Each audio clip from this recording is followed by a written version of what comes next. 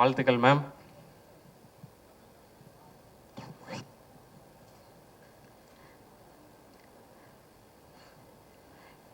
இங்கே வந்திருக்கும் அனைவருக்கும், பத்திரிகை நண்பர்களுக்கும், ஊடகங்களுக்கும், தமிழ்நாட்டு மக்களுக்கும், இந்த படத்தை தயாரித்த Passion Studios, Sivakarthikeyan productions, director Sivakumar Murugesan அவர்களுக்கும், அவருடைய அனைத்து தொழில்நுட்ப கலைஞர்களுக்கும், என் கூட நடித்த அனைவருக்கும் முதல்ல நான் என் நன்றியும் வணக்கத்தை தெரிவித்துக் கொள்கின்றேன். இது ஒரு சக்ஸஸ் மீட்னா ப்ரெஸ்ஸோட ஒரு சக்ஸஸ் மீட். அண்ட் ஒரு உண்மையான சக்ஸஸை கொண்டாட பெருமையாக இந்த மேடையில் நிற்கிறேன். சினிமா ஒரு ஒரு ஃபன்னி பிளேஸ். இப்படியும் இருக்கலாம், அப்படியும் இருக்கலாம், எப்படி வேணாலும் இருக்கலாம்.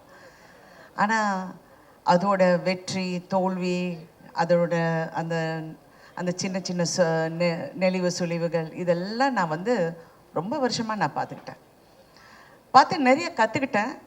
பட் ஒன்று நான் எப்பவுமே ஒரு விஷயம் மட்டும் நான் எனக்கு வச்சிருக்கிறது, I don't take anything seriously. எதுவுமே சீரியஸாக எடுத்துக்க மாட்டேன். அப்படியா? சந்தோஷம். நான் இந்த படம் நடிக்கிறப்போ ஆஃப்கோர்ஸ் நான் நிறைய பேசியிருக்கேன், அந்த படத்தை பற்றி சொல்லியிருக்கேன்.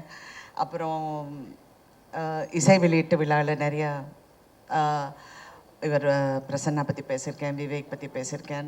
எல்லாம் நடித்தவங்க எல்லோரும். எனக்கு வருத்தம் என்னென்னா, அந்த ஷூட்டிங்கில் ஒருத்தர்கிட்டையும் நான் ஜாஸ்தி பேசலை.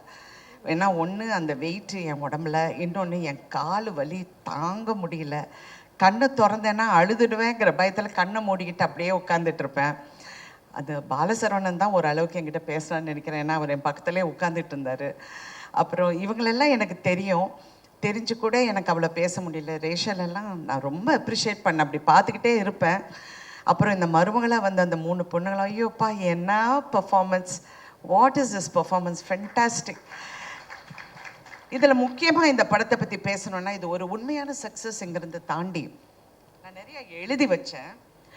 இது ஒரு இப்போ பிஸ்னஸில் ஒரு பெரிய வெற்றியை கணிச்சிருக்கு. எல்லாரும் 50 கோடி 60 கோடின்னு நீங்கள் நினச்சி பாருங்கள். இந்த படம் 150 ரூபா டிக்கெட்டில் இருந்து மாறாமல் இவ்வளோ கலெக்ட் பண்ணியிருக்கு. இப்போ சில பெரிய ஹீரோஸ் அந்த பெரிய படங்கள் வரும்போது 1500 200 2000 ரூபாய்க்கெல்லாம் டிக்கெட் விற்று அந்த கலெக்ஷன் அப்படி வந்திருக்குன்னா, if you look at it rightfully, we have done better then everybody else. Ticket ப்ரைஸை நியாயமாக வச்சு பெண்களுக்காக போய் இந்த படத்தை சேர வேண்டும், அவங்கள கஷ்டப்படுத்தக்கூடாதுன்னு அந்த டிக்கெட் ப்ரைஸ் அப்படியே வச்சு இன்ன வரைக்கும் உண்மையான சக்ஸஸ் அதுதான். ஏன்னா அந்த பிஸ்னஸ் அப்படின்னு பேசணுன்னா இதை நான் சொல்லி தான் ஆகணும். இதில் டைரக்டரை பற்றி நான் பேசணும். அவர் அதிகமாக பேச மாட்டார்னா, இன்றைக்கி பரவாயில்ல, மேடையில் கொஞ்சம் நல்லாவே பேசினார்.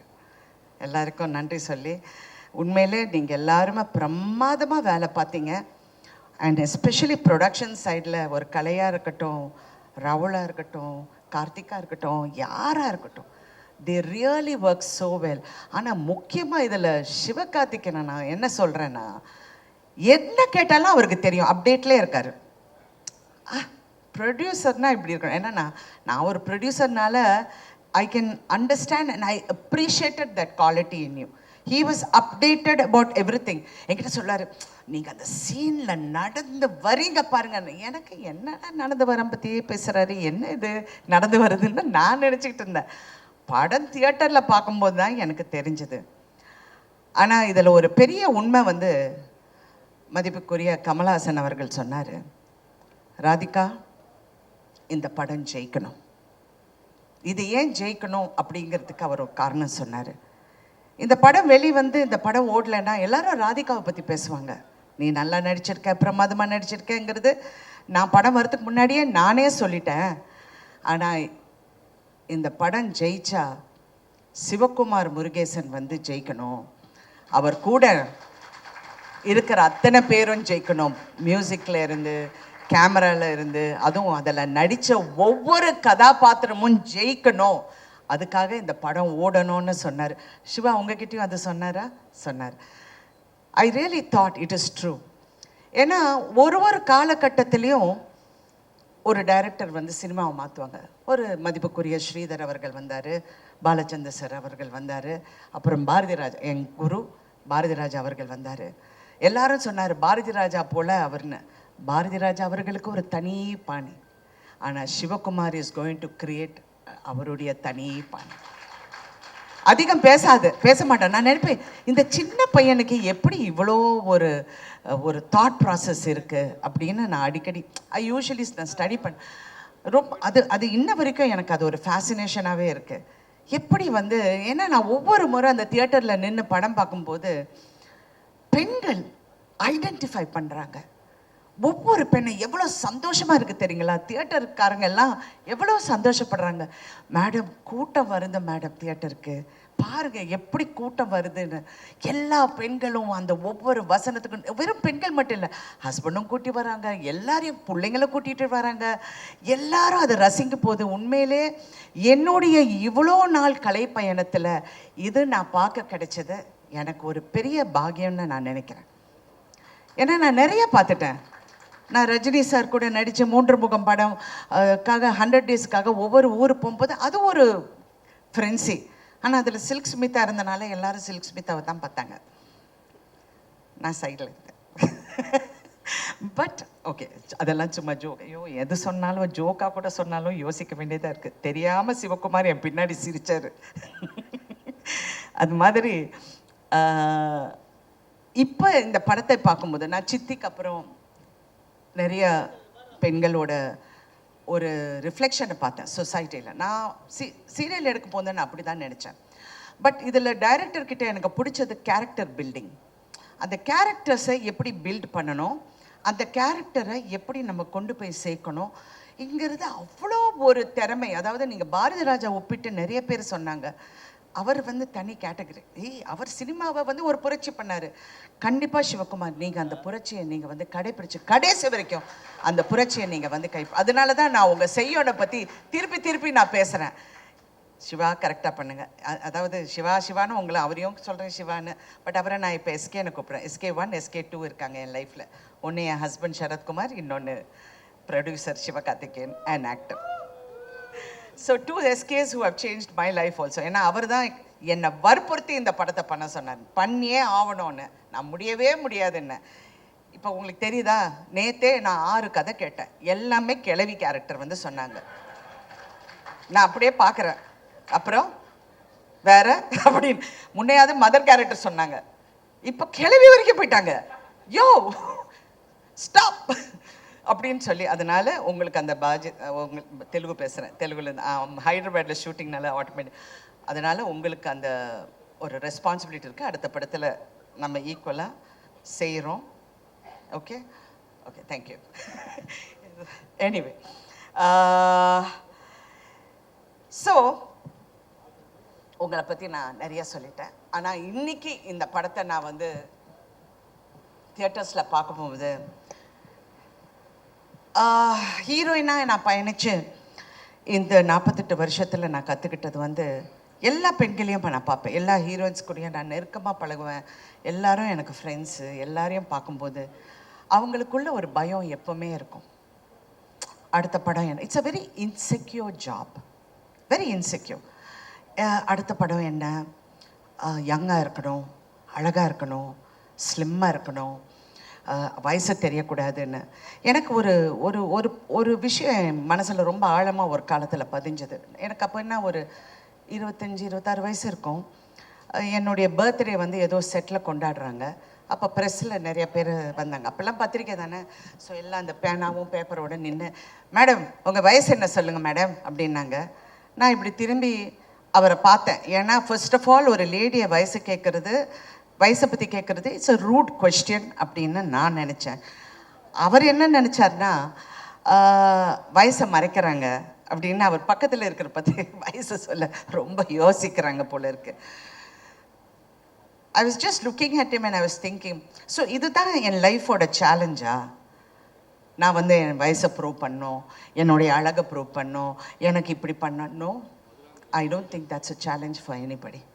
எல்லாருமே அவங்களுக்குள்ள ப்ரூவ் பண்ணிக்கிட்டாலே போதும்.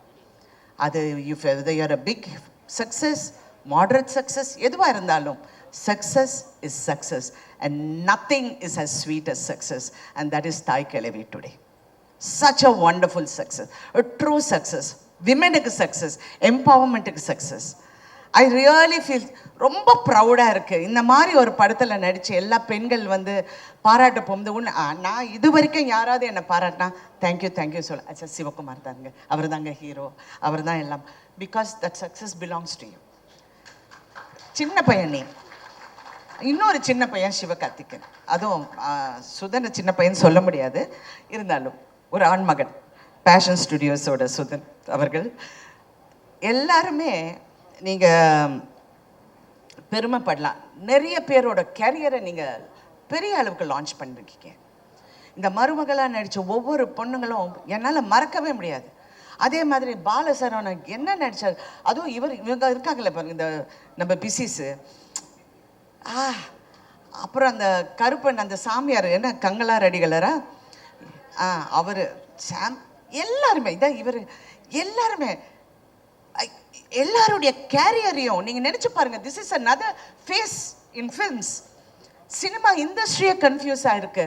என்னடா இந்த படம் ஓடுது, எல்லா ப்ரொடியூசர்ஸும் தியேட்டருக்கு ஃபோன் பண்ணி கலெக்ஷன் என்னங்க, என்ன நிஜமாவே இந்த அமௌண்ட்டா, நிஜமாவே இப்படி நடக்குதா, ஏங்க அவங்க பறக்கலைங்க. நான் வேற தெரியாமல் இது ரஜினி சார் பண்ண வேண்டிய படம்னு சொல்லிட்டேன். நான் சொன்னது கேரக்டர் வாய்ஸ், அது அவருக்காக நிறைய ட்வீட் பண்ணியிருக்கலாம். யாருமே பறக்கலையே. ரஷ்யாவிலேருந்து நான் டான்சஸ் கொண்டு வரலையே. என்ன இது இந்த படம் ஓடுதுன்னா இட் ஹஸ் கில். ஸோ உண்மை என்னென்றால் கண்டென்ட் இஸ் கிங். அதை பேக்கேஜ் பண்ணுறதும் இன்னொரு கிங், சிவகார்த்திக் கிங். ஐயோ ஏதாவது என்ன சர்ச்சை செஞ்சிருவாங்க, வேண்டாம் எல்லாரும் பயந்து பேச வேண்டியதாக இருக்கு. ஸோ எனிவே இன்னைக்கு வந்து இதெல்லாம் பார்க்கும்போது ரொம்ப சந்தோஷம். சிவா, ரெண்டு சிவாக்கும் இந்த ஆர்டிஸ்டுக்கு எல்லாமே I am really very happy for them. எனக்கு உண்மையில் நான் நிறைய பார்த்துட்டேன், நான் நிறைய வெற்றியை பார்த்துட்டேன், நிறைய விஷயங்கள் தாண்டி வந்துட்டேன். அவங்கள பார்க்க போகுது ரொம்ப சந்தோஷம். அங்கே சைனீஸ் டாக்டராக ஒர்க் பண்ணார் பாருங்க, அவர் வந்து ஒரு உண்மையை மறைச்சிட்டாரு.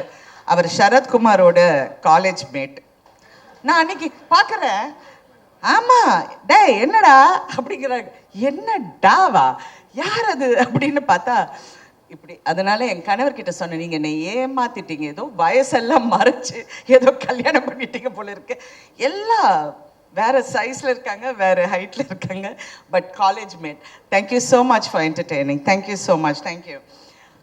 இன்னொரு விஷயம் வந்து இந்த படத்தில் ஒரு ஹைலைட், தவறு எங்கே நடந்தாலும் அதை நம்ம தட்டி கேட்கலன்னா அந்த தவறுக்கு உடந்தையாக போகிற மாதிரி இருக்கும். ஒவ்வொரு கேரக்டரும் தவறை உணர்றாங்க அவங்கவுங்க விதத்தில். எனக்கு அது ரொம்ப பிடிச்சிருக்கு. அது மருமகளாக இருக்கட்டும், அந்த அடுத்த கேரக்டர்ஸாக இருக்கட்டும், கங்காரு அடிகளாராக இருக்கட்டும், அந்த தவறை எப்படி உணர்றாங்க அதுதான் இது. ஏன்னா சமீப காலமாக நான் பார்க்கும்போது சொசைட்டியில் இவ்வளோ மாற்றம் இருக்கா, இவ்வளோ முட்டாளுங்க இருக்காங்களா, இவ்வளோ எம்பத்தி, அதாவது ஒரு மனசுக்குள்ள ஒரு சிம்பத்தி இல்லாமல் நிறைய பேர் இருக்காங்களா அப்படிங்கிற ஒரு பயம் வந்தது. சினிமா வந்து ஒரு சமுதாயத்தை கெடுக்குதா அப்படிங்கிற ஒரு கேள்வியும் வருது. ஏன்னா நம்ம வீட்லேயும் பிள்ளைங்க இருக்காங்க, எல்லாரும் இருக்காங்க. கலை நீங்கள் அப்படியே நெளிறீங்க, நான் ஒன்றும் தவறாக சொல்ல மாட்டேன். பட் எனக்கு அந்த ஒரு அச்சம் எப்பவுமே இருந்தது. ஆனால் இந்த படத்தை பார்க்க போகும்போது பெண்களின் குரலை கேட்கும் ஆண்கள், அந்த குரலை நல்ல உறக்க சொல்கிற இளம் ஆண்கள் இருக்கும்போது இந்த சமுதாயம் என்னைக்குமே கெடாது. It is a truth. ஏன்னா பயமாக இருக்குது ஒவ்வொரு பேசுறது. சில பிள்ளைங்க பேசுறத பார்த்தா எனக்கு வயிறெல்லாம், ஐயோ இவங்கெல்லாம் வீட்டில் போய் எப்படி இருக்காங்க அந்த மாதிரியெல்லாம் நினைக்க தோணுது. But no. So press also has to be responsible. இந்த மாதிரி நல்ல விஷயங்கள் இன்னும் எடுத்து காட்டினா ஐம் ரியலி இது நாளைக்கு உங்கள் பிள்ளைங்களுக்கு நாளைக்கு வர சமுதாயத்துக்கு இது ஒரு பெரிய ஒரு ஒரு எடுத்துக்காட்டாக இருக்கும். இன்னொரு விஷயம் வந்து இந்த படத்தில் வந்து நிறைய எம்பவர்மெண்ட் பற்றி பேசியிருக்கோம். ஆனால் உண்மையான எம்பவர்மெண்ட் தயவு செஞ்சு எல்லா பெண்களும் அதை நம்புகிறாங்க, நம்பி ஆகணும். சினிமாவில் நிறைய பெண்கள் வந்து போராடுறாங்க, ஜெயிச்சாகணும். ஆனால் நான் இந்த வகையில் நான் எங்கே எம்பவர் ஆனேன்னா, இந்த படம் ஒத்துக்கு போகும்போது சுதன் என்கிட்ட பேசிகிட்டு இருந்தார். நான் சொன்னேன், எல்லா ஹீரோஸுக்கும் நீங்கள் சம்பளம் கொடுக்குறீங்க சரியா, ஏன் ஹீரோயின்ஸுக்கு சம்பளம் கொடுக்க மாட்டேன்றீங்க அப்படின்னு வந்தது. சுதன் சிரிக்கிறாரு. சிவகார்த்திகேயன் அப்படியே நல்ல பையன் மாதிரி உட்கார்ந்துட்டு இருக்காரு. ஆனால் இது கேட்ட உடனே I have to thank both of you. First time Tamil இண்டஸ்ட்ரியில் ஒரு ஹீரோயினுக்கு ஷேரில் உங்கள் சம்பளம் வந்து இருக்குது அப்படின்னு சொல்லி ஒப்பிட்ட முதல் தயாரிப்பாளர்களின் பெருமை உங்களுக்கு தான் செய்யும். இது வரைக்கும் ஐ don't think any heroine has got done it. அதில் நான் அந்த பெருமை எனக்கு வந்து அது சார்ந்தது. And not only that, it is a good example for the industry. It is a good encouragement for women.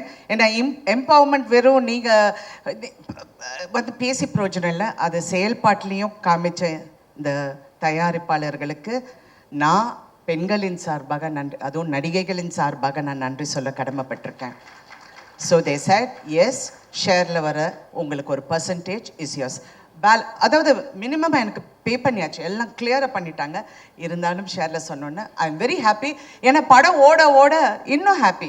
It's not for the money, it's really not for the money, it is for that feeling of being yes we can do it. Believe in yourself. I love that. I want that for everyone to go for it, you know, to feel that yes, நம்ம கஷ்டப்பட்டு உழைச்சா அந்த உழைப்புக்கு கண்டிப்பாக வெற்றி இருக்கும். அதுவும் இந்த படம் வெற்றி வந்து இன்னும் அதை ஊக்கப்படுத்துங்கிற இதில் அந்த நம்பிக்கையில் நம்ம எல்லாரும் இருக்கோம். இன்னொன்று, நான் ரொம்ப நேரம் பேசுவேன், பட் இருந்தாக்குள்ள வேண்டாம், கொஞ்சம் கஷ்டம் பண்ணிடுறேன். Thank you so much once again to each and every one. இந்த படத்தில் கான்ட்ரிபியூட் பண்ண எல்லாருக்கும் நான் நன்றி சொல்ல கடமைப்பட்டிருக்கேன். And also I wanted especially to Vivek, I want to tell him thank you so much Vivek. I know how hard நீங்க work பண்ணீங்க, நீங்க எல்லாரும் ஒர்க் பண்ணீங்க, அவருடைய அசிஸ்டன்ஸ் எல்லாருக்கும். அப்புறம் இந்த படத்தில் நடித்த எல்லா பெண்களும் இங்கே வாங்க மருமகள் எல்லாரும் வாங்க. ஏன்னா this is about women empowerment. I want them to come. வாமா, நீயும் வாமா, நீங்கள் 2 பேரும் வாங்க எல்லாரும் ஸ்டேஜ்க்கு வாங்க ப்ளீஸ். வாங்க. இவங்க எல்லாருக்கும் விமென் எம்பவர்மெண்ட் என்னங்கிறது காட்டி கொடுத்த உங்க அனைவருக்கும் நான் நன்றி சொல்றேன். பெரிய கைத்தட்டல் கொடுத்துடலாம். நீங்க சொன்னீங்க 2 குழந்தைங்க வச்சுக்கிட்டு என் பொண்டாட்டி வந்து எவ்வளோ கஷ்டப்பட்டாங்கன்னு. அந்த மாதிரி உணர்ற எல்லா ஆண்களுக்கும் வெற்றி நிச்சயம். மனைவியும் பிள்ளைங்களும் என்னைக்குமே நீங்க மறக்கக்கூடாது. இந்த மாதிரி பெண்கள் இருக்கிற வரைக்கும் சமுதாயம் கெட்டு போகாதுங்கிற மறுபடியும் கூறி thank you so much once again. And நான் வந்து அடுத்தது என்னுடைய இளம் தயாரிப்பாளர் சிவகார்த்திகேயன் அவர்கள் பேச போறாரு. மேம், அடியே ஒரே நிமிஷம். நான் அந்த படத்தை வந்து ரொம்ப வாழ்த்திருக்கேன். OG is back.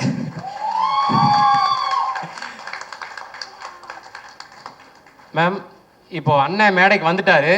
இப்போ இன்னொரு முக்கியமான நபர் உங்களை பார்க்க வந்திருக்காங்க. அதனால தான் நடுவில் இன்டர்ட் பண்ணேன். அவரையும் கூப்பிட்டுலாமா மேம்? அண்ணன் கூப்பிட்டுலாமா? ஸோ ஒரு சர்ப்ரைஸ் கெஸ்ட்டு. ஆமாம் மேம், உங்களுக்கு தான். அந்த நபர் ப்ளீஸ் ஸ்டேஜுக்கு வாங்க.